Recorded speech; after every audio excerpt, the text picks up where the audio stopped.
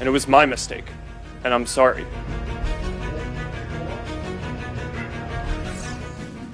Here's what everybody's been trying to tell you today, and I say this gently. Your user agreement sucks. Are you willing to expand my right to know who you're sharing my data with? Senator, we already give you a list of apps that you're using, and you signed into those yourself and provided affirmative consent.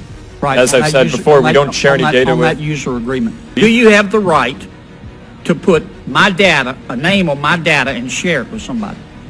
I do not believe we have the right to do that. Do you have the ability? Senator, the data is in the system, so... Do you have the ability? Technically, I think someone could do that, but that would be a massive breach. So we would never do that. Would you be comfortable sharing with us the name of the hotel you stayed in last night?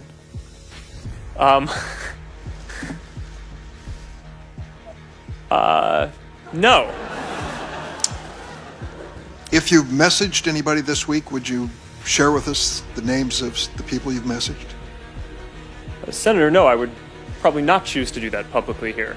I think that may be what this is all about. Do you consider yourself a neutral public forum, or are you engaged in political speech, which is your right under the First Amendment?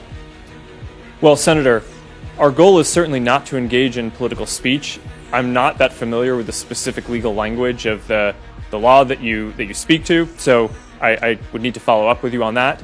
I'm just trying to lay out how broadly I think about this. Speak for a moment about automated bots that spread disinformation.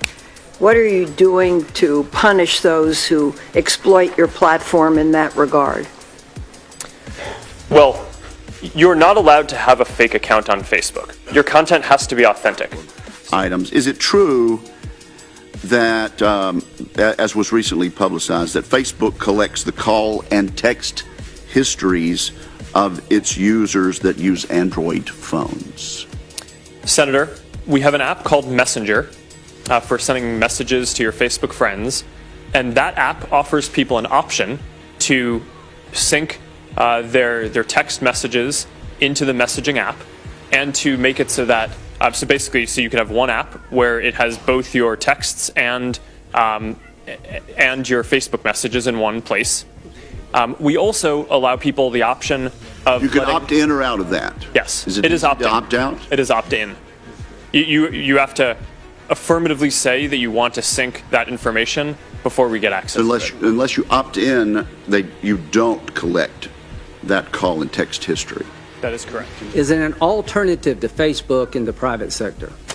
Yes, Senator. The average American uses 8 different apps to communicate with their friends and stay in touch with people, ranging from texting apps to email. It's the same service you provide. Well, we provide a number of different services. Is Twitter the same as what you do? It overlaps with a portion of what we do. You don't think you have a monopoly? It certainly doesn't feel like that to me. Okay.